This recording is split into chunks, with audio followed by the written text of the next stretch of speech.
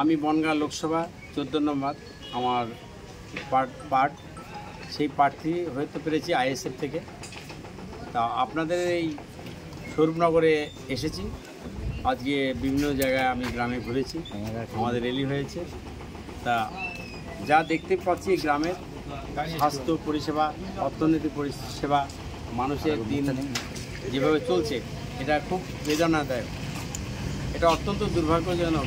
সরকার থাকা সত্ত্বেও আজকে মানুষের ঘরবাড়ি কিছু নেই, দুরবস্থা, ক্ষেত মজুর এবং অবহেলিত মানুষগুলো পড়ে আছে, তাদের দেখভালের কিছু নেই।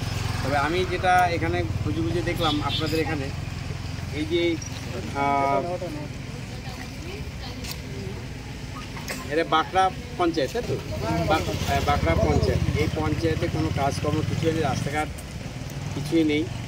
আর এই গোকুল রাস্তাঘাট নেই। এখানে 100 দিনের যে কাজ আমরা জানতে পেলাম সম্পূর্ণ দুর্নীতি হয়েছে। আপনার নামে জব কার্ড, এখানকার কাপড় তৃণমূল এর লিডাররা সব নিয়ে গেছে। আপনারা বলছেন এটা তদন্ত হওয়া উচিত, আমি মনে করি।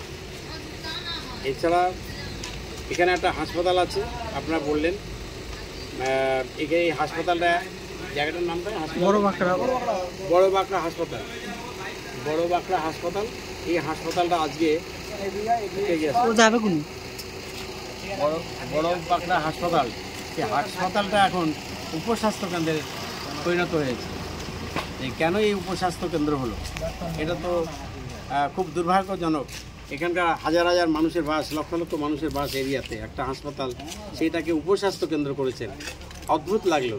তাহলে আজকে দেশ থেকে বিদেশ থেকে যে টাকা পয়সাগুলো সরকার আনছেন, কিসের জন্য আনছেন?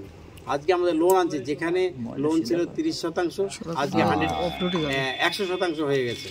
তাহলে এই টাকাটার কাজ কি করেছে আপনারাই বলুন। তাহলে আমি যদি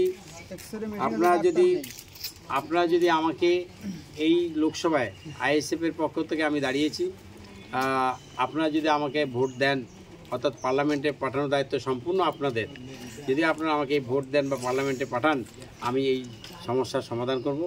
আর যেই সমস্ত দুর্নীতি হয়েছে, এই দুর্নীতিগুলো সরজমিনে তদন্ত করব এবং প্রশাসনিকভাবে এর ব্যবস্থা নেব। এটা আপনাদের কাছে কথা বলে গেলাম। আর রাস্তাঘাট, জল নিকাশের ব্যবস্থা, এই সমস্তগুলো আমি ভেবেছি স্বরূপনগরের মানুষের জন্য। আর বনগাঁ থেকে স্বরূপনগর আসার যে একমাত্র রাস্তা তরণীপুর ঘাট, সেই তরণীপুর ঘাটে যে যানবাহন যে ব্যবস্থা নেই, একমাত্র কাঠের ব্রিজ, এই কাঠের ব্রিজটাকে আমি একটা উন্নত মানের কংক্রিট ব্রিজ করব এবং পাশে মানুষের একটা বিনোদনের জায়গা করব নদীর পাড়ে।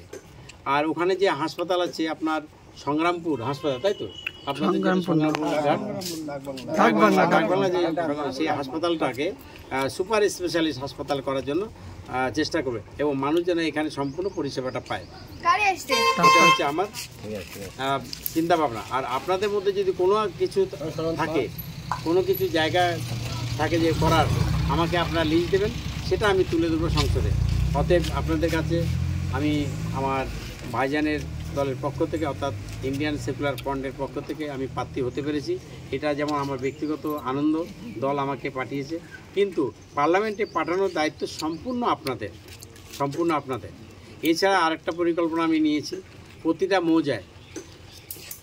মৌজায় অর্থাৎ আমার যে লোকসভায় এরিয়া আছে 7টা বিধানসভায়, প্রতিটা মৌজার মধ্যে 3 বিঘা করে একটা খেলার মাঠের ব্যবস্থা আমি নিয়েছি, মাথায় চিন্তা করেছি।